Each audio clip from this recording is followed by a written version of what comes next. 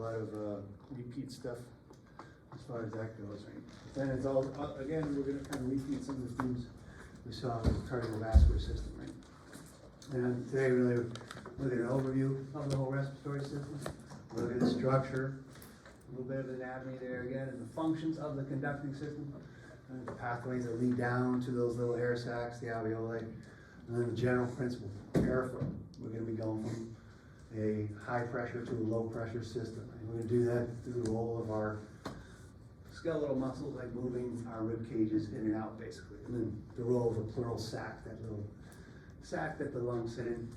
And then we'll introduce the concept, these partial pressures of individual gases and how that's gonna allow movement across the cell membranes. That'll be more stuff about that we're going to talk about in detail tomorrow, but just to introduce the concept, right? And then we'll talk about the actual lung movements, right? How stretchy a lung is, right? The words compliance and elastance will come up there.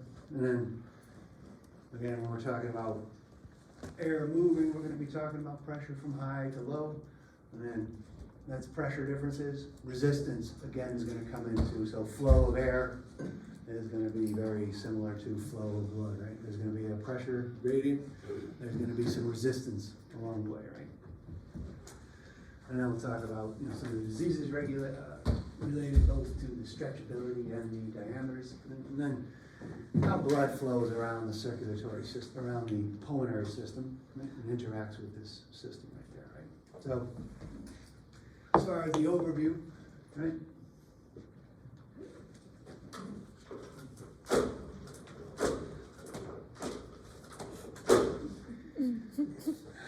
That says respiratory system functions up there.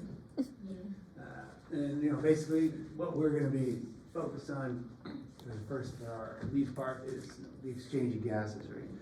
Basically between the atmosphere, getting air into your body and into your blood. The homeostatic regulation of body pH is a very important function, right? Because of the carbon dioxide plays a role in your body pH. And we'll talk more about that when we get to actually renal function, right? So we won't really be discussing that during the respiratory. And then a little bit today about just how your filtering system and your conducting pathways are going to catch things that you breathe in, and we won't talk at all about vocalization, but because there's air moving up and down pipes, we put a little structure there, the voice box right there, and we can create sound, right? That's all I'm saying about vocalization, right? So, does all this seem familiar, right? Flow. It's going to take flow. Flow, in this case, of a gas, right? Big air. It's taking place from regions of higher pressure to lower pressure, right? If you look at the weather map, they'll say, oh, we have a high pressure area here. There's going to be a storm because that high pressure area is going to be moving toward low pressure, creating wind. Same idea, right? High pressure, low pressure. Also, blood moves from areas of high pressure to low pressure. There's going to be a muscular pump, which isn't in the air, in the atmosphere. In our body, though, right, that's going to create a pressure gradient. Just like your heart. Your heart was actually, if you think of the heart, there's that four-chambered structure, but basically it's a pump, right, that expands, creates more volume inside its chambers, and that creates a low pressure area, right? And then blood would come into it, and then that volume of the pump right there would decrease, create pressure, and blood would force out. Right? Blood would be forced out. Just like here, it's a little more complicated. It's not a single structure, but we have a muscular pump creating these pressure gradients. And then also, because this is similar, right, we also have some resistance along the way to that flow, right? And mostly, for the most part, it's going to be about the diameter of the tubes, right? So all this, some of it is very repetitive, right? Same general principles of flow. This time it's a gas, right, rather than a liquid, but many of the same principles are going to apply. Right? So when we talk about this, right, same principles right here, but we're talking about this bulk airflow into the lungs, right, into the alveolar spaces, but then there'll be some additional elements, right? So bulk flow of air, right, is going to end up, it's going to go through a series of those progressively smaller tubes. And then eventually it's going to end up in these little air sacs, right? And then that's what the whole purpose of the respiratory system is, to get this exchange, right? Oxygen in from the air space into the blood, carbon dioxide out from the blood into the airspace to be breathed out, right? That process is called external respiration. That's exchange between the lungs, in particular the alveoli, those little air sacs right here, and then the bloodstream, right? That's external respiration. And that's what we'll be discussing. For the most part, what the details of that will be tomorrow. And then internal respiration. Over here, this is what we've been talking about with the whole capillary perfusion into tissues. Over there, where there was arterioles coming into capillary beds, and then filtration on one end, absorption on the other end, right? So all that is happening here. That's internal respiration, exchange between the blood vessels, and then the oxygen-starved tissue. Cellular respiration, we don't get into it all really, but it comes up, right? The fact that when you do cellular respiration, you're using oxygen, that's the whole purpose of getting oxygen down there, and you're producing carbon dioxide, right? So all that is going to be where the gases are taken in or exchanged out, right? There's no gas exchange going to happen. And all that process of cellular respiration, whole purpose of it is to make ATP, right? It's the whole purpose of everything here. And so those are respiration. What we'll be mostly talking about today is not respiration though, it's ventilation, right? That word up there says exchange one. Up there, right? It says atmosphere to lung, right? Basically, we're bringing it in. We're going to bring in air inside through these series of tubes until it reaches these little air sacs right here. And that's ventilation, right? And that's what we'll be talking about today. That's breathing. That's the normal thing, right? As opposed to respiration. Right? So before that, we're going to get in a little bit again of the structure, the anatomy of it, right? These lungs, these big chunks of meat over here. And all these tubes flowing through it, right? You're gonna have air tubes going through it, you're gonna have blood vessels going through it, right? And this is what we're gonna discuss a little bit before we get into the actual physiology of it, right?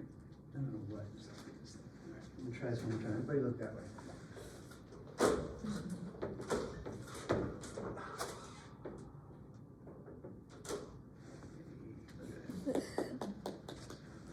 Here all week, folks. So, you know, you're gonna be breathing air. Air is gonna be flowing through these tubes right here. Right? You're gonna go through your nasal cavity, your mouth. You're gonna end up in your trachea. We're gonna skip all this stuff about your voice box and all that stuff in your larynx, right? But we're gonna move down into the trachea over there. It's running out behind your esophagus, and then from here, the trachea is going to branch off into the right and left lungs right there, into the bronchi, right? You become a bronchi. And then those bronchi are going to branch off into the lobes, into the individual lobes. And within the lobes, they're going to break off into segments.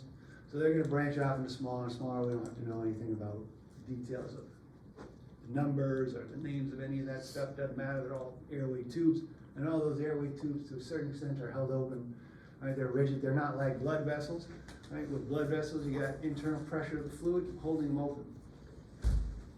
When you get to the airways, right, the air pressure wouldn't be enough to hold those airways open, right? They'd collapse if you didn't have little pieces of cartilage, right? Either rings, like you see in the trachea, or plates. Basically, they're holding everything open, right? Because air, otherwise, things would collapse. Right? The pressure of the air isn't great enough, unlike pressure of fluid, right, to hold open vessels. In this case, so you got a semi-rigid tube that's held open by these cartilage pieces until you get to the very, very smallest branches of this tree. And then you go from bronchi, branch off a bunch of times until you get into the bronchioles, right? And that's, at that point, there's no more cartilage. These are collapsible tubes, but they're held up by the supporting connective tissue around there. And there's enough pressure because they're small and thin enough to be held up, right? So at this point, at the bronchioles, right, this is where we can actually control passageway of air into the air sacs themselves because they are compressible. That is, we can change their diameter by squeezing the smooth muscle there, just like we change the diameter of the arterioles, right, in the blood vessels. Right? So these would be subject. This is where we're going to see the variable resistance, right? Most of the resistance just because the way it's set up. Most of the resistance is actually in your bronchi and your trachea, but cross-sectional area, the reason for that, not that I'm gonna ask this, but the cross-sectional area of the bronchioles is very wide, and remember, that's gonna decrease resistance over there, right? So, but in any case, this is where we're gonna regulate, right? We're gonna be able to control vessel, the tube diameter of the bronchi, bronchorestriction, bronchodilation, it's the same principles, same pathways and stuff, and as the vasorestriction and vasodilation. And because both the lungs and the air are concerned with oxygen and carbon dioxide, some of the same signals are actually going to come into play. So what I want you to notice here is you look at the numbers, not that you have to know them in particular, right? But you're going from how many of these things, the branches and everything that come off. By the time you get to the alveoli, it's 3 to 6 times 10 to the 8, right? That's a big number. I'm not sure what it is, but I know it's more than a million. I guess it's 10, 100 million, something like that. A lot, right? There's a lot, hundreds of millions of these little air sacs in your lungs right there. Right, so instead of having a surface area of like, no, that's not even anything like that. That's just, the lungs are split open, let's say, spread out, right? You'd have this much area for gas exchange between the environment and your body right there. Instead, because we greatly expanded the surface area with all these tiny little air sacs, we have something like the size of a racquetball court, right? Of gas exchange right there. And so that's just a little bit about the anatomy of that and the importance of that, right? All right, but otherwise that's just big picture stuff, looking down, right? All those airways, right? They're going into this air getting machine down inside your thoracic cavity, right? Air can't get through your epithelial line, you gotta breathe it in. It's gotta go into here for gas exchange right here. So these would be these pipes going down to the lungs, right? There could be just considered something to get air into these internal structures, but also along the way, when you breathe in air, it's not quite perfect for gas exchange, right? So these conducting systems have certain properties that are going to accelerate or exasperate, or not exasperate, help aid getting this oxygen and carbon dioxide and gas exchange right there. And they do that by filtering. Right? The general word is conditioning the air as it moves down right there. Right? You're warming it. You're warming the air through your nasal cavity. Your nasal cavity over here, you got those complex geometry created by the turbinates, the nasal concha, if anybody remembers that. Anatomy, right? Air is swirling around in here. You have a very thin lining of epithelium right there with a lot of blood vessels right underneath it, right? And so as the air is swirling around, this geometry is getting warmed up, right? Inside there. So that's the first thing if you're breathing through your nose versus your mouth, right? You're not warming your air if you're breathing through your mouth. Also, we're saying adding water vapor, right? And that's because there's going to be a thin layer of mucus covering this entire digestive tract down here, right? So you're going to add a little bit of humidification to it. Right? And then we're also going to filter out, again, when you breathe stuff in, there's other stuff in the air, right? There's pollen, there's mold spores, there's coronaviruses, there's flu viruses, right? There's adenoviruses, there's CMV viruses, there's a whole bunch of viruses floating around. There's thousands of viruses floating around here you don't even know about that you're breathing in. The only ones we know about are the ones that make us sick. Right, but in any case, all that stuff that's getting breathed in, passing through your trachea and your bronchi, all that stuff is moving through those air pipes right there, and it's going to get caught on the walls of these over here, because the layer over here is a thin epithelial layer, pseudostratified. We don't care about that at all anymore. All we care about is that there's a ciliated mucosa, right, on the top right here. That is, these cells that line it have these cilia, these waving cilia right here that move things, right? And they're sitting underneath this layer of mucus and saline, right? So that stuff, when you breathe in, the dust particles, pollen, coronavirus and stuff are getting stuck in this little layer of this right here, and they're being pushed out, right? Moved out of the more delicate lung spaces right there. Right? So you're filtering stuff as you breathe stuff in, because there's a lot of stuff in the air, right? And you're also, again, because this is a aqueous layer, right, there's humidification coming out. So it's humidifying and filtering the air. So this whole process, also, I don't think I specifically asked about mucociliary transport, but filtering, when I say filtering, this is what I mean, right? That is, you're getting stuff is getting caught in that big shag mucus rug of your trachea and bronchi, and it's getting pushed out, right, from these. You don't want that, all those particles and stuff to clog up your airways down there, so it's continuously being pushed out the trachea, and it's either gonna be pushed down back into your esophagus, you swallow, your stomach acids digest the nasty stuff over there, or you sneeze, cough, spit it out, right, get it out of your system right there. All right, that's what I mean by talking about filtering. It's all about that ciliated mucosal lining, right? So that's the whole purpose of that line right there. So, but there's also one other thing about it, right? As far as clinically speaking, right? And so here's the cilia over here. Those are the goblet cells that secrete the mucus over here. But also, right at the top of it, the actual cilia is sitting in a more aqueous, more saline type layer rather than a thick mucousy layer, right? That allows for a little bit of movement right there. And I'm telling you this for a reason, not because it's a fun detail, but there's this channel called CFTR channel right there. CFTR is a general anion channel. And so here, I also want to remind you that at some point, we're getting back to this membrane transport stuff, especially when we get to the kidneys. This is just a small shock thing to get you back into this. You don't have to know the details. All I want you to know is that there's these anion channels that pump out, in this case chlorine is showing. So if it's pumping out chlorine into this layer right here, what's happening is that sodium, right, which is highly concentrated over here, it starts following, right, the chlorine, it gets through these paracellular, in between the cracks right here, it gets in, it follows it, and then water follows, right? So you get this aqueous layer right there, right? Notice also, it really helps if you write haikus for these, and then it really gets down to the essence of your understanding of it. If you can write a haiku about it, I think you understand it. You know what a haiku is? No?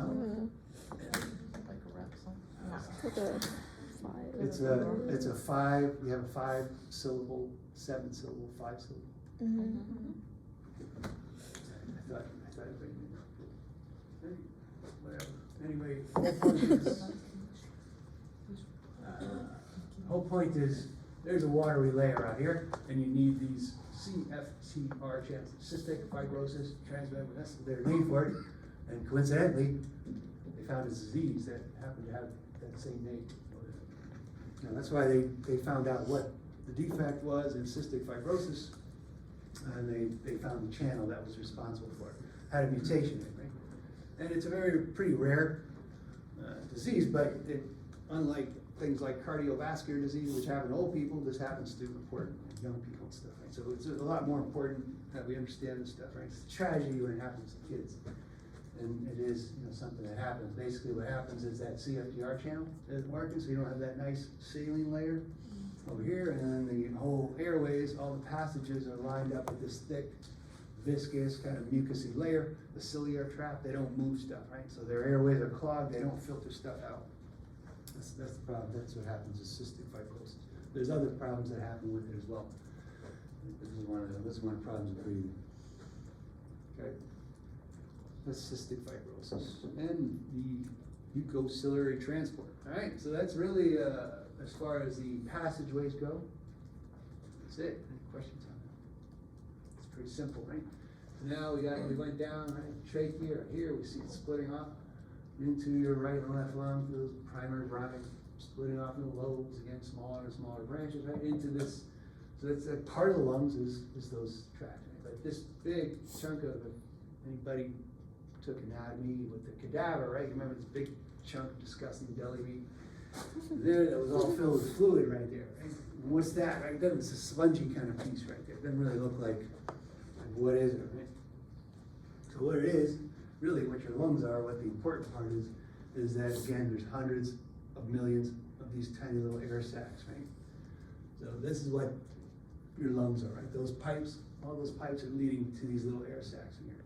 Now, here it's showing kind of like there's empty space, but there's connective tissue support around it, there's a lot of blood vessels and stuff, but this is the key here, this is what we're focusing on for your respiratory system.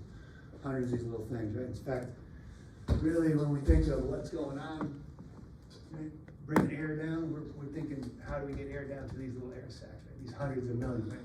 You can think of it as one big, like this right here, for all your conceptual purposes. Getting air down to here, down to these little spaces over here. Right? So again, you look at something like this, there's a lot of space. Again, there's connective tissue, there's connective tissue support that have little segments in here that support it all, and that are gonna hold the interstitial fluid in it. And then what you have, most of all, right, is a lot of blood vessels, right? A lot of blood vessels. Right? You look at this as like a casting of it, right? You see the blood vessels, they're all around the body, but these big chunks right here, you got a lot of blood vessels going through there, right? In fact, when we talk about the systemic circuit, I talked about, roughly 4 or 5 liters getting pumped through the entire body, right, every minute. The lungs, right, which take up this amount of space, also have about 4 or 5 liters of blood being pumped through it, right there, right? So the vasculature of your lungs, right, is very extensive, right?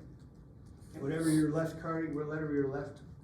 ventricle is pumping out, right, into your systemic circuit, your right ventricle is also pumping out in there. It's doing so at a much less pressure, right? We'll see why in a second, but it's pumping the same amount out, right? So this is your pulmonary circuit, right?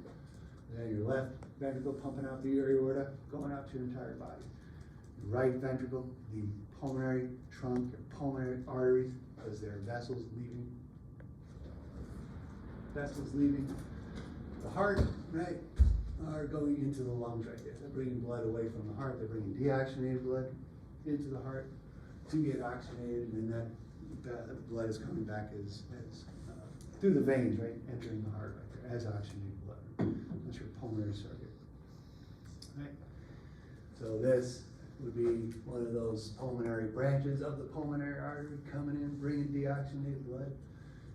Coming in through here, and then they'll go into our pulmonary, the arterioles, bringing deoxygenated blood into the capillaries, and then through the capillaries, and then we're going to have the exchange, right? It's going to pick up the oxygen and then leave through pulmonary veins as oxygen back to the left atrium. So that's the whole purpose, right? That's the whole purpose, getting air down here and getting that exchange right here. So heavily vascularized, right? So basically the circulation, again, is going to be high. The force creator here is your right ventricle, and then it's going to move through the system, right, from an area of high to low pressure, just like everywhere else in the body. The difference between this, you have 4 liters going through here, and obviously much smaller space right there. And the pressure, if you looked at the pressure differences, instead of 120 over 80, it'd be something like 50 over 8. I don't even know the numbers, is much lower, right? The pressure here is much less. And the reason is, remember we talked about pressure is created by the flow, the pressure differences, and what is it inversely proportional to? Resistance, exactly. And that resistance is created by a couple of different things, right? Diameter, length. The length of the vessels here is much less. Basically, there's a lot less resistance. The blood is much easier flowing through. There's a lot much less resistance moving through the lungs than they do the entire system, right?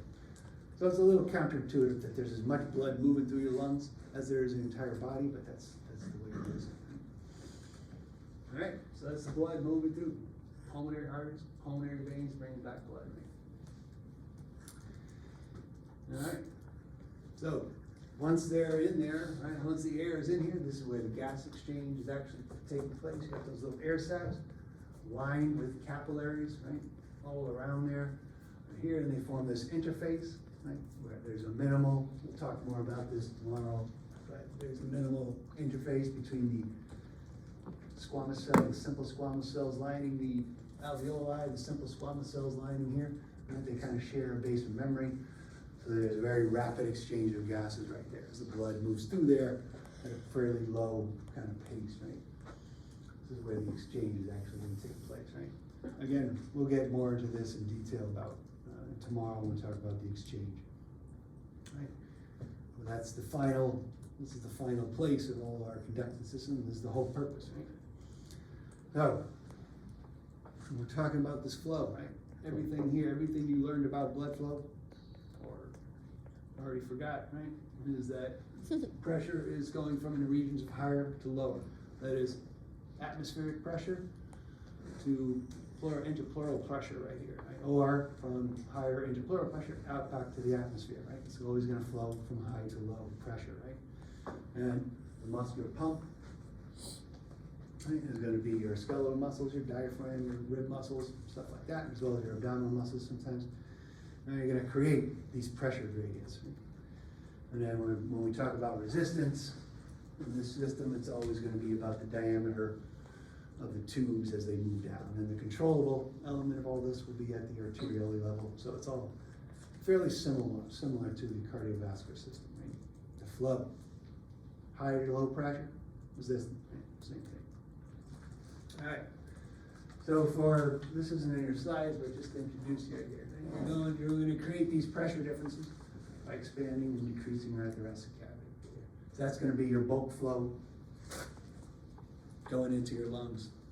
Bulk flow from the outer atmosphere. It's all going to be due to pressure differences in between your thoracic cavity and the outside atmosphere. And it's a fairly simple concept we'll spend a little time on. And then tomorrow, once we get into the exchange right here, we're going to see that the pressure differences we talk about are going to be about this alveolar space. Here, the pressure of gases within this space, and the pressure of gases within this space. Right? So it's all going to be, we're going to go back to the basic idea of diffusion and stuff moving from a higher to lower pressure area, as opposed to that bulk flow stuff. You start to inch back into this whole membrane transport, diffusion across membrane kind of stuff, right? But when we talk about, say, diffusion of sodium or potassium, right? We're talking about concentrations, molar, stuff like that. Here, we're going to be discussing concentration gradients, but as partial pressures of gases, right? Being forced. The partial pressure that's exerted by any particular gas, because we're not so concerned about air pressure as we are about oxygen pressure and carbon dioxide pressure. Right?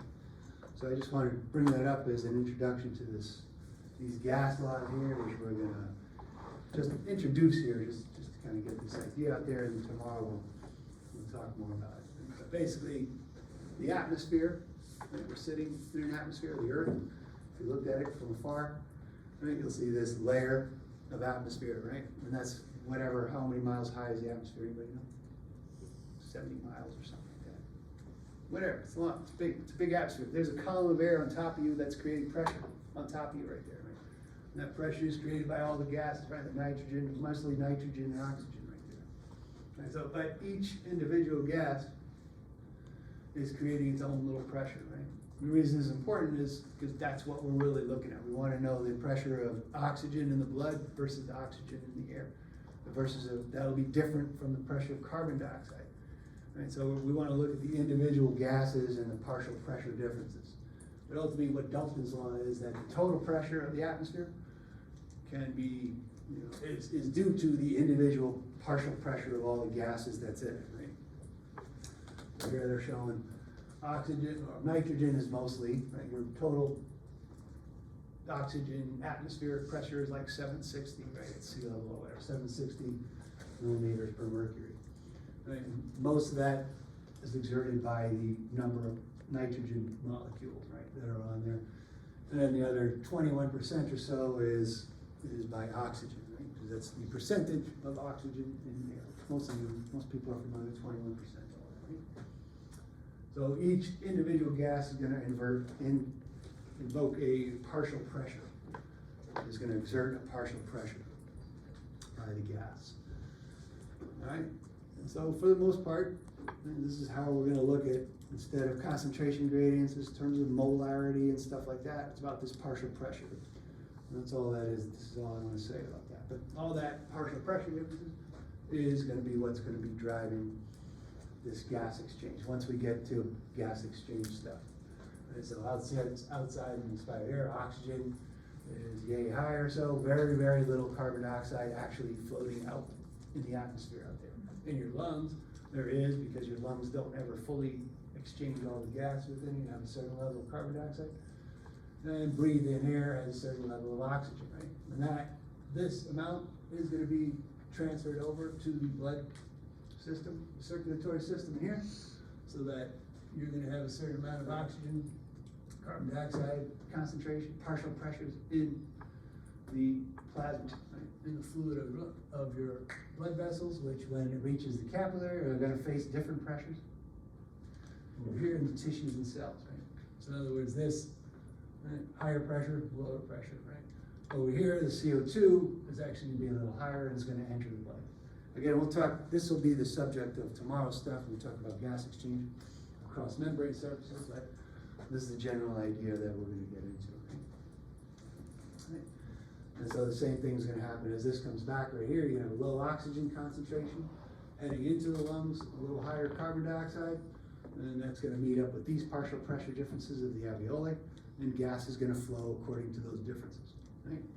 That's the big idea across this exchange membrane stuff. So just kind of put a pin in that as far as understanding it, right? But partial pressures is how we're gonna describe this pressure differences, right? Whereas today's subject is all about atmospheric versus intrathoracic pressure, right?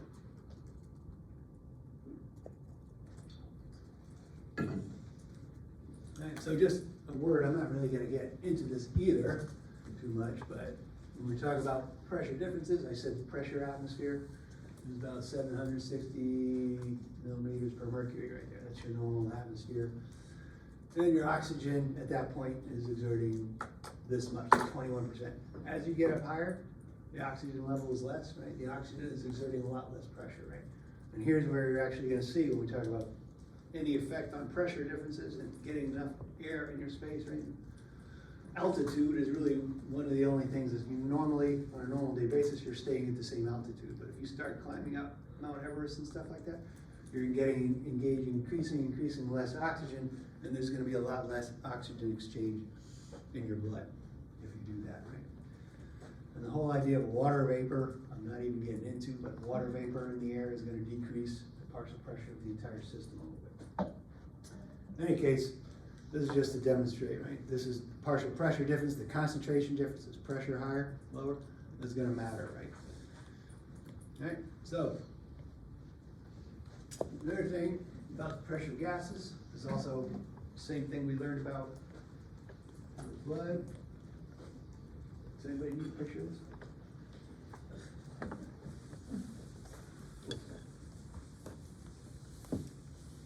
That is the whole idea. We can do a couple of calculations with moles of gas and heat and temperature and all that stuff, but what it'll end up is that the pressure differences is inversely related to volume, right? That is, if we change the volume, we change the pressure. If we change the pressure, we can change the volume if that volume is changeable right here. And for us, mostly what we're gonna be concerned about is changing this volume right here and see what the effect on the pressure is right there, right? So basically, this can be expressed like this. It can also be expressed in Boyle's law right here. Pressure 1 times the volume 1 is equal to the pressure 2 times volume 2. That is, if we change this, if the pressure here is 100, and we'll just assume millimeters per mercury right here, right? That's the pressure. If the volume here is 1 liter, right?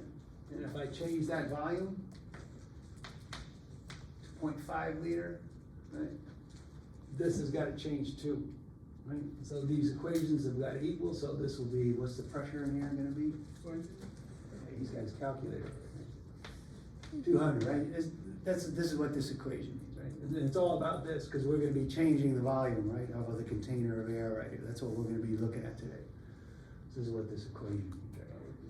Right? So the more you decrease the volume, you're going to increase the pressure, right? So that decrease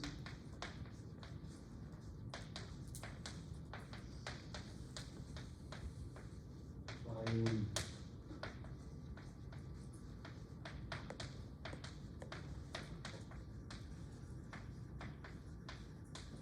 really, when we talk about the heart, when we talk about volume, we're usually talking about volume of blood. Here we're talking about the volume of the container, right? But obviously, if we increase volume, we're going to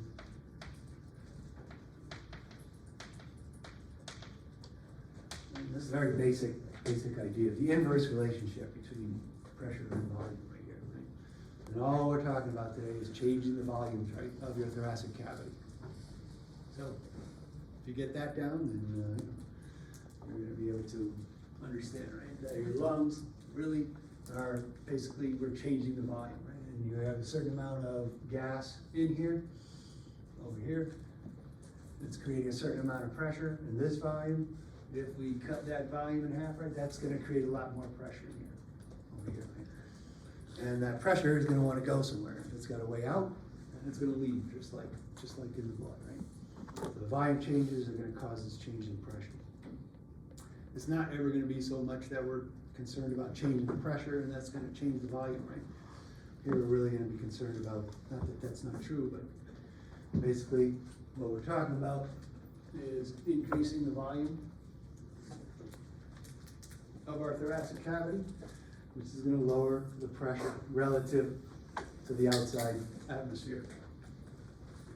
Okay, we're going to do that with the action of our skeletal muscles we talked about, and then the opposite is true. When we want to get rid of that air, exhale it, then we're going to decrease the volume of our thoracic cavity. That's going to create more pressure. The air is going to move from a high to a lower pressure, relative lower pressure momentarily of the atmosphere, right? And so atmospheric pressure again is 760 mils.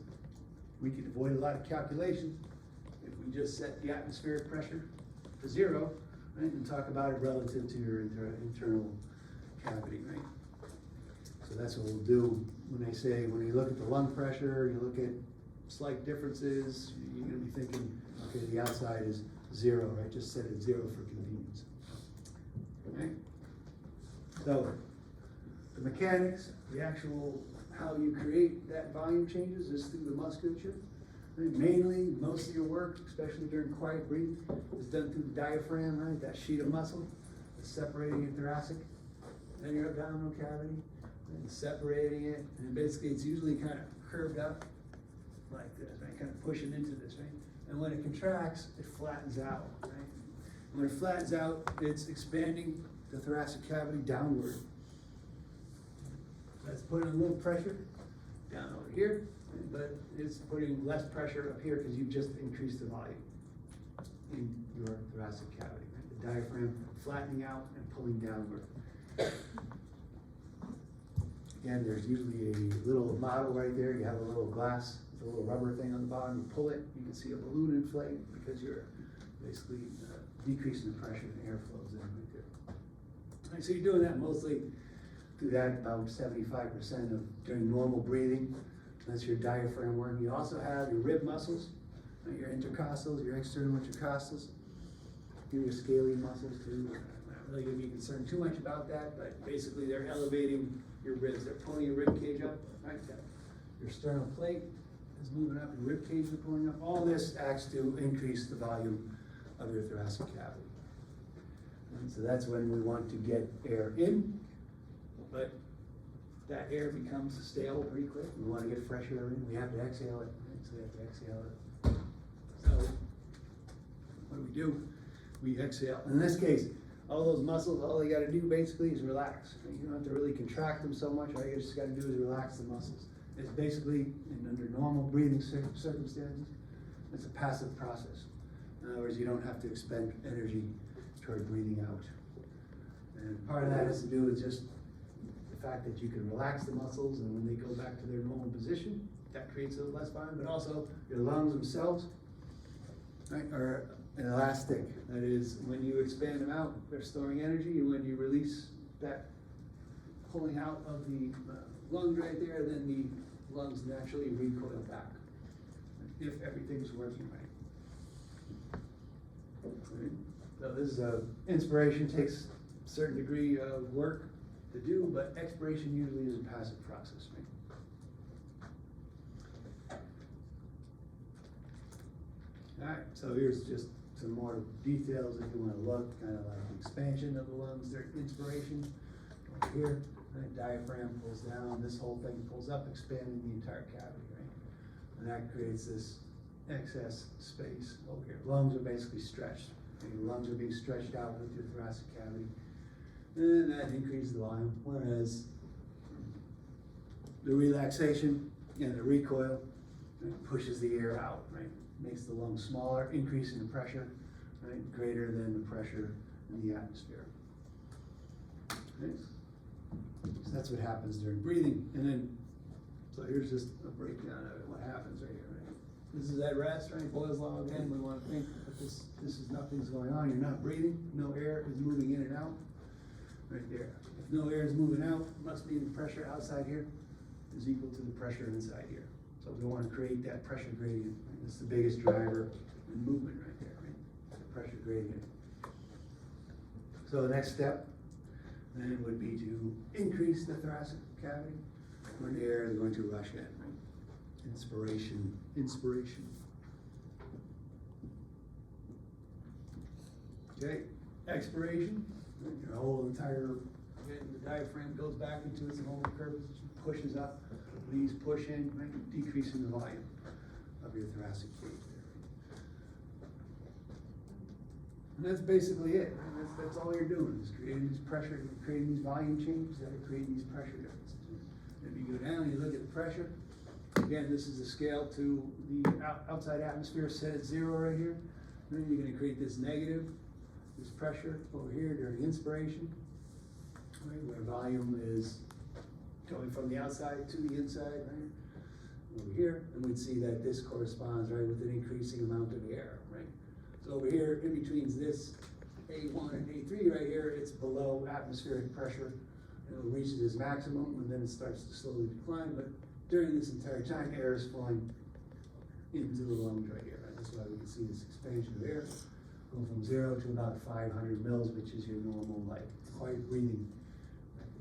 And then during expiration, you'll see the pressure as the volume decreases, and pressure increases, and slowly starts going back to 0 pressure. Right? So you should be able to look at any of these graphs right here and be able to tell what's going on. Fairly simple concept, right? Any questions on this so far? Right? You know what's going on, right? Pressure differences. Just the last thing about those alveoli. Right? All those alveoli have these little rubber bands around them, right? These elastic fibers running around them, right, along with the capillary network right there. So every time these expand, they're like a balloon, right? If you blow up a balloon, right, there's some tension in it. And if you release it, it recoils back. And that's what all these are doing right here. All these elastic fibers running around there. So there's connective tissue that they're normally put in here. Part of that connective tissue is a lot of elastic fibers. There's a lot of elasticity built into the lungs themselves, right? There's also elastic elements in your muscles and stuff. But here, this is important because in a lot of diseases, you lose like this elasticity, right? And that'll be a problem. Okay? So these are the elastic component of the lung. There's a lot of elastic fibers, right? So, if we want to do more, or if the elasticity really wasn't working right, we need to use a little more energy to force the air out. Right? For whatever reason, we start to call on other muscles, mostly your abdominal muscles, right? Your rectus abdominis, your obliques and stuff like that, all your core muscles. And here, when you tighten those up, when you contract those, right, you're creating pressure in your abdominal cavity, right? You're pushing things up, you're pushing your viscera up into your thoracic cavity, basically, right? Which is going to do what, right? It's going to decrease the volume, increase the pressure in your thoracic cavity right there, which is going to force air out more than it would during passive recoil. And if for whatever reason your recoilability, your elasticity of the lungs were diminished or compromised in some way, right? This is what you have to do. You actually have to use your abdominal muscles to breathe out, right? Taking more energy.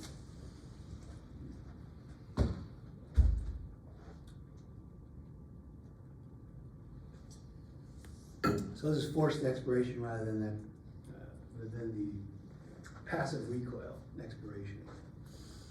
Okay. So, here we are so far. Your lungs has expanded. Your lungs have expanded along with the thoracic cavity, right? They're somehow pulled with it through the muscles that are attached to your ribs, your diaphragm, and the thoracic cavity expands. The lung volume increases, pressure decreases, higher, lower pressure being drawn in. Air is being drawn in eventually because these little things are expanding, they're being pulled out, the entire lungs are being pulled out. You're creating a greater volume, right? Decreasing the pressure, air is drawn into those little air sacs eventually, right? This is the whole big picture. The last thing about this is that the lungs themselves, notice, they don't have muscle in them, right? Why are they expanding along with the rib cage, right? Why? What makes the lungs expand along with the rib cage? And here, we have to go back a little bit to the anatomy of it, right? Inside your lungs rather, are sitting, not just flopping around in there inside the thoracic cavity, but they're enclosed in those pleural sacs. Everybody remember those? Bags, basically, they're pleural sacs, a double-sided membrane. Basically, over here you have that visceral, the parietal pleura, right? The visceral, this membrane over here is attached to the lungs. This membrane over here is attached to the rib cage. In between them, you have what's called the pleural cavity, fluid-filled space. So there's this fluid-filled space in between the rib cage and the diaphragm as well, and the lungs right there. And that fluid is actually what holds that friction, the surface tension, that the water cohesiveness, going back to chemistry and stuff like that. All that is creating that friction that's pulling out the lungs when the rib cage expands, basically, right? This pleural fluid. Right? So the membranes form the sac. Over here, here's the cartoon version. You got, this would be the lungs, the air-filled balloon. Surrounding them, you have a fluid-filled balloon, right? And the fluid within this over here is going to create, there's going to be a tension in between them, right? Because this is attached to this, and these are going to get pulled out with the rib cage. The lungs are going to get stretched out with it. So here's the actual anatomy of it, right? Here's the lung. Again, you have these two double-sided membrane, this fluid-filled space. Right? Creating a lot of friction in between. There's a lot of cohesiveness, and there's a resistance to that stretching over there that fluid is going to have, and that's what's going to pull the lungs out along with the rib cage. Okay, so why are we talking about this? Well, it's an important part about breathing. Normally we skip the whole pericardial cavity because I could talk about the whole cardiovascular system without it, but the pleural cavity and this pleural fluid and the tension that creates is an important part of how the lungs move out. Also, clinically speaking, there's an important element to it. Basically, when your ribs expand, we're creating this pulling force over here. At the same time, the elastic recoil nature of the lungs, the elastic nature of the lungs is pulling inward against, it's resisting that. Right? So in between, it's the cohesiveness that's holding it together, but there's going to be created negative pressure inside this pleural cavity here, the intra.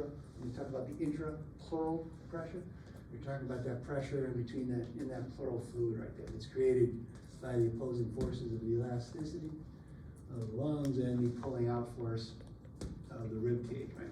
Either the normal tension or increasing that negative pressure when you're inspiring, when you're breathing out, right? So the intrapleural pressure is always sub-atmospheric, right? It's a little bit lower than the pressure out here. There's always this negative pressure, and that's what's basically holding your lungs expanded in a certain expanded position right here.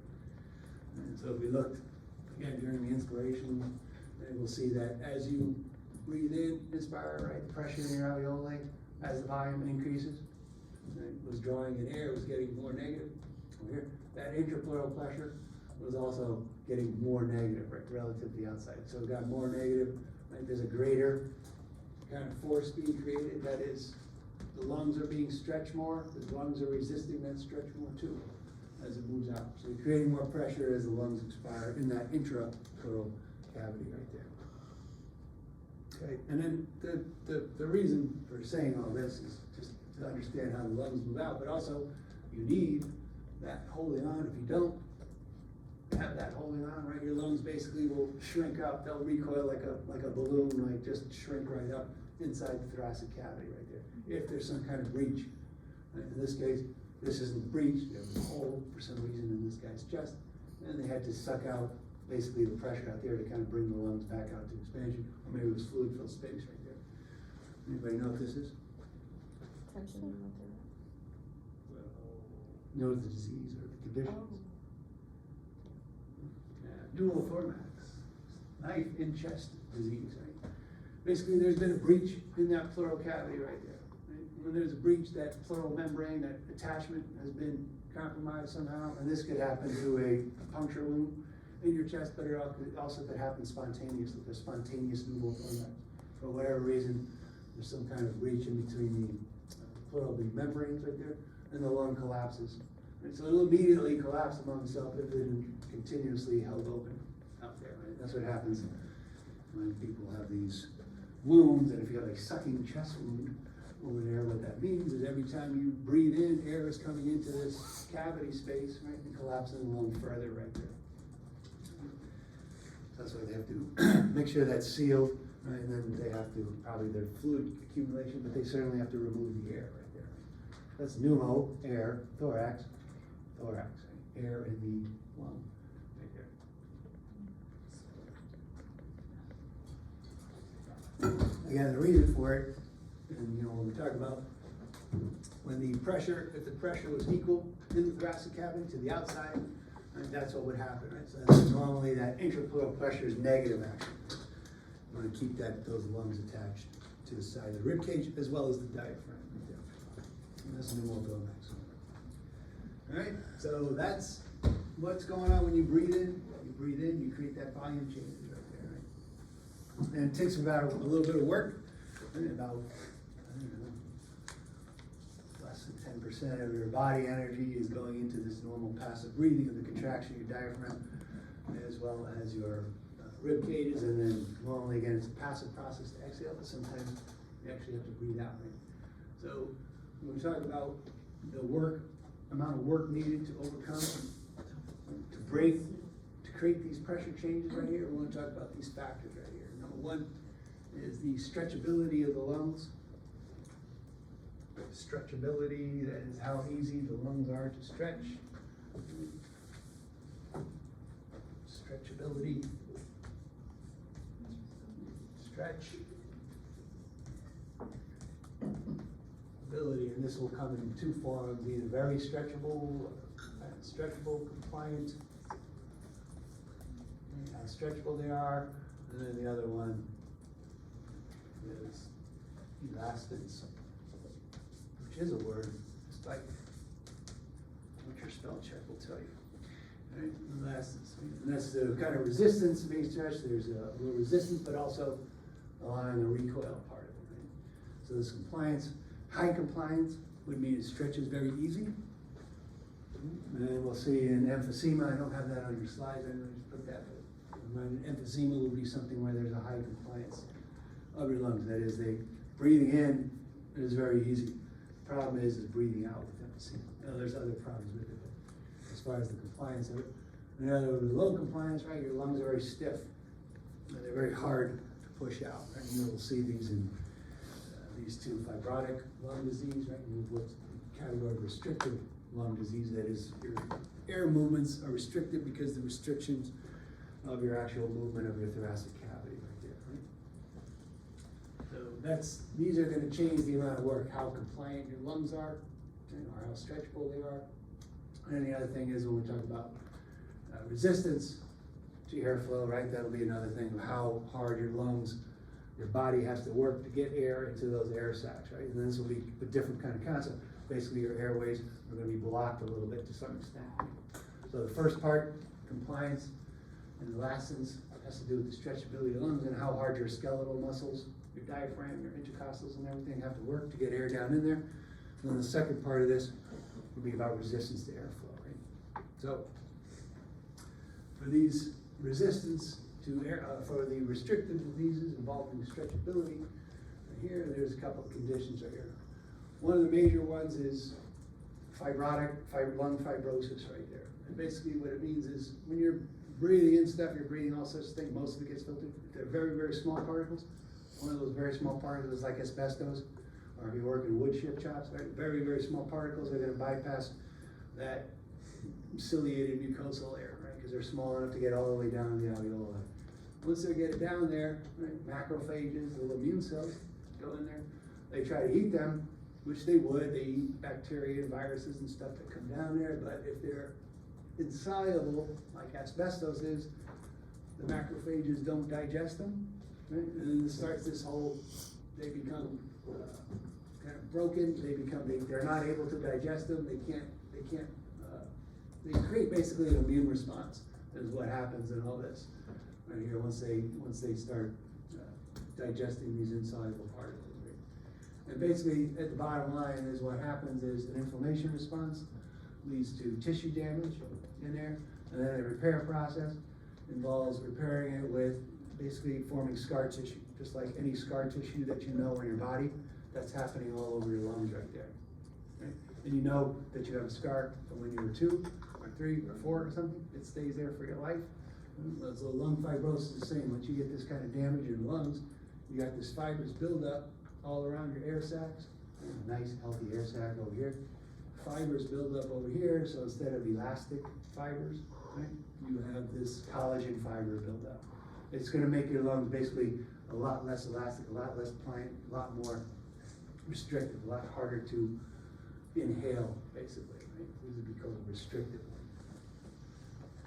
So once you get this, you know, whatever damage you get is basically, it's hard to overcome that.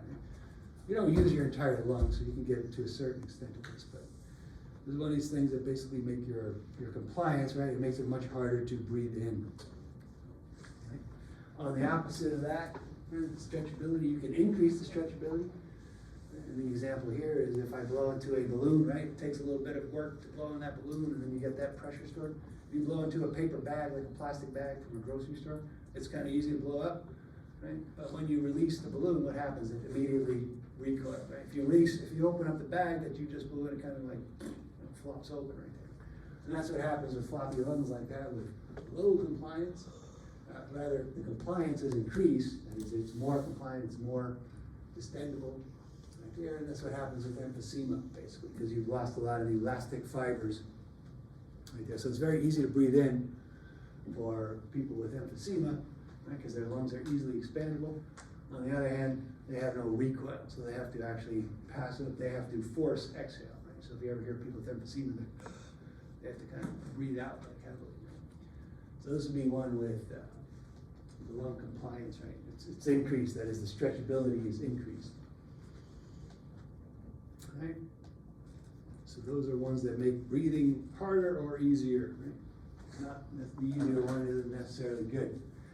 And then the second one, about the tension within your lungs right here, I need to bring up this other concept that's happening in the alveoli right here. These are your alveoli right here, the capillaries right here, blood vessels, endothelial line. Here's the alveoli right over here, and lined with the simple squamous cells, right? The alveolar cells right there. There's never a cell in your body that's in dry air. Right? There's always a certain amount of fluid around the cells. Right? So you have this little very thin aqueous layer within the alveoli naturally. It's going to be coating it right there. Right? And so, just like in your pleural cavity, right? What was the pleural fluid doing for you there?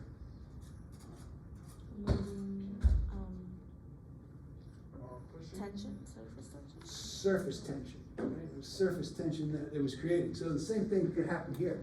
This water over here could stick to this water over here. Okay, this fluid-filled layer. If they were touching each other, right? There's going to be an attractive force which would tend to collapse the alveoli. Right? And that would make it much harder to expand outward right here. However, to the rescue are these type 2 alveolar cells right here, which produce a kind of detergent, a molecule.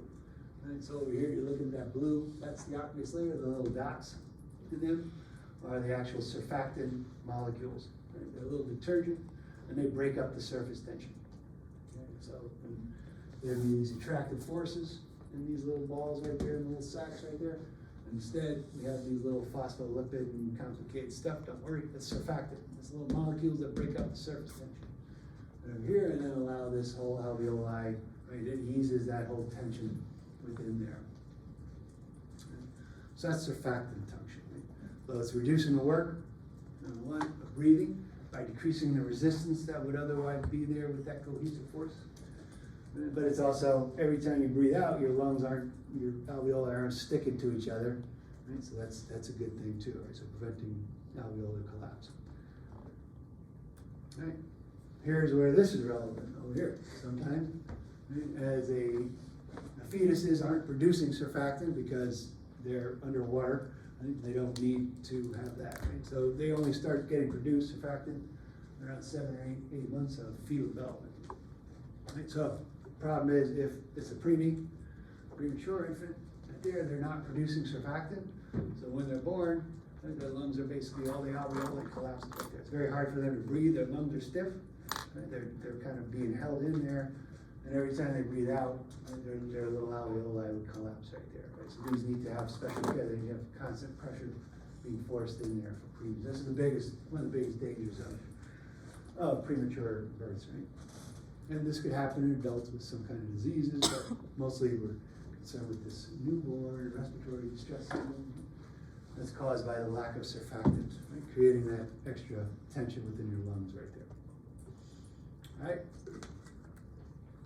So, that is about stretchability, compliance, and elastance, right?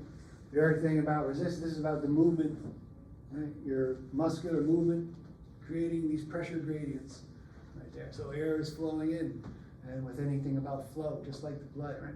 Flow is about pressure changes, pressure differences, and resistance. So here we're getting into the resistance of the airway tubes themselves. So this is going to be determined by your airway diameter, just like it is your blood vessel diameter. And here we're talking usually about your bronchioles, because these are the ones that are going to be actually controllable. However, most of the resistance is actually up in your trachea and your larger bronchi, right? Just because basically they're taking up most of the space as the air goes down. So they're traveling through most of the air right there. And so the wider areas are going to have less resistance. It's just that there's more surface area of the bronchioles. Right? But in any case, once it's going down there, the rules are the same, right? There's the length of the vessel. There is viscosity of the air. That's usually not a problem either here. But then the big thing is the diameter, because it's a power to the 4 thing. So you increase it, the diameter, a little bit, you're going to increase the flow. If you decrease the diameter a little bit, it's going to have a big effect. Just like in the blood vessels right there. And it's a little bit different when we talk about the pathways controlling this, at least systematically right here. We want to increase the resistance, decrease the flow basically, ultimately. That'll be the parasympathetic nervous system right here, because it's a rest and digest. We don't need a bunch of airflow if we're resting and digesting so much. If we want to relax it, we don't need to use that extra energy. Right? So your parasympathetic, cholinergic activation of those muscarinic receptors causes actual restriction of those bronchi tubes. Right? Remember, parasympathetic didn't really have any kind of effect on your blood vessel tubes at all. Whereas your bronchodilation, beta-2 receptors, just like your beta-2 receptors in your vessels, in your muscles, in your heart, your coronary vessels. Right? When you do that, that'll relax them. Right? So epinephrine and stuff will relax it, because fight or flight, we want to dilate those bronchi to bring more air in there. Right? So this is airway resistance, right, moving down these tubes. And then for this whole idea of moving down the tubes, these will be under the category of obstructive lung diseases, right? Obstructive lung disease, that is, there's something blocking the airflow in some way. Okay? This could be inflammation of the tubes. It could be excess mucus production, which will be usually go hand in hand with this, cause to should be bronchoconstriction. Actually, sorry, my bad. Bronchoconstriction, really the diameter change of that. Okay? And then usually it'll be a combination of all these, right? Or not usually, but sometimes, right? So these obstructive lung diseases, right? Asthma, emphysema, chronic bronchitis, right? Obstructive sleep apnea, all these are kind of blocking the airflow into the tubes right here, right? Your skeletal muscles are working fine, stretchability might be fine, but the airway is just basically being blocked from this nice big flow to a very narrow flow down to the tubes for some reason or another, right? These are obstructive lung diseases. Right? So here's a big one that combines all three. Then you got asthma, you got swelling of the outside lining right there, that's gonna decrease the distance. You have excess mucus production in there, which is also gonna clog up the airway, so you have less airflow going through. But in addition to that, the smooth muscle at the bronchiole level right here, you've lost the cartilage. Remember, these are collapsible tubes. Over here. They are going to, for whatever reason, they're going to squeeze, then they're going to tighten, they're going to constrict, and further restrict the airway. Right? That's why for asthma people, they're going to use medicine, treatment stuff. They'll either use anticholinergics, which kind of block the parasympathetic input, or beta-2 agonists, right, which kind of help that dilation part. Which one is that? Or it could be a steroid thing that actually decreases the inflammation here. But these two are working on the sympathetic. The parasympathetic is about those tightened, smooth muscles restricting the airflow. Right? It's with asthma. Okay. So those are a couple of diseases, and those are sort of asthma is a disease and everything, but all the time, as we're talking about airflow into and out of the lungs, right? They can also respond to local changes, just like blood vessels can respond to local changes. What local changes? Oxygen, carbon dioxide. In other words, if your pressure of carbon dioxide increases, that's a bad thing. You're not getting enough rid of carbon dioxide. Your bronchioles dilate, right? That allows more air and more gas exchange. Right? Likewise, if your pressure of oxygen decreases, that is, you need more oxygen, same thing, dilate. Here, I guess that's not a really huge factor in there. The parentheses mean it's a weak kind of effect of your bronchioles. Right? And constrict might just mean going back to normal or decreasing a little bit, right? Once this is low enough, once this is high enough, right, we can kind of restrict that. Right? So that's the airflow through the bronchiole right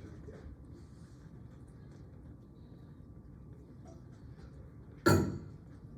Okay, so here's what happens, and we're going to go into this in more detail, but basically, as the blood's flowing through, it's passing through the alveoli, picking up oxygen, giving off carbon dioxide. But we're going to change that blood flow as well, right? Not only are we going to change the bronchioles, well, the bronchioles might change for whatever reason, the blood flow is going to change in response to that, right? So, here's this chart. This makes sense, right? Bronchioles dilate just like in your systemic arteries, they dilate when carbon dioxide, the bad stuff we want to get rid of, increases. That means more work was going on, you're building up carbon dioxide for some reason. You dilate both your bronchioles and in the system, like in your skeletal or heart muscle or something, you dilate to increase the blood flow, increase the airflow. And same thing with if your oxygen levels decrease, right, when you dilate. That's bringing more. And all this makes sense so far, right? And then also, the bronchioles will follow the same pattern as your systemic arteries, right? They're going to constrict with, when we kind of get back to normal, your carbon dioxide, get back to normal, your oxygen is, right? We can go back to normal passage, right? So bronchioles are going to follow the same pattern as your systemic arteries. Right? Is there any other kind of arteries? How about those pulmonary arteries? Pulmonary arteries are bringing deoxygenated blood, right? So they're bringing oxygenated, deoxygenated blood to those alveoli, right? Their whole purpose is their only reason they want to go to those alveoli is to pick up oxygen, right? So, if your carbon dioxide decreases in an area, or the oxygen decreases in an area, the pulmonary arteries are like, why would I go there? There's no reason for me to go over there. They're going to constrict. They're going to cut off blood flow. They're like, you're not giving me what I need. Fuck you. I'm going somewhere else, right? They're going to constrict. They're going to bypass them right there, right? Because they're concerned with picking up oxygen, or rather, right? picking up oxygen and getting rid of CO2. So the opposite would be true, right? If these happen right here, if your pressure of your carbon dioxide decreases, again, you're going back to normal. Pressure of your oxygen increases, right? You can dilate back right here, right? You can increase the blood flow to there to pick up that stuff, right? They're saying, okay, you're back in business, I'm back with you, right? So you look at something like this, normal blood flow. Over here, all of a sudden, pressure of carbon dioxide increases, pressure decreases, right? There's just less going on in here. Let's bypass it in some way, right? So the pulmonary circuitry, the coronary circuitry, the pulmonary circuitry right here, right, is going to respond by restricting blood flow here. And just like anything with the arteriole, as you decrease the diameter here, that increases the resistance, and blood flow just goes to the easiest part. Right? So it's going to go toward here where things are busy. There's a lot of oxygen, there's a few carbon dioxide. We can do the proper exchange here. Right? So this is how basically your vasoconstriction is going to respond, your blood vessels are going to respond to changes within any given area of your lungs right there. That makes sense?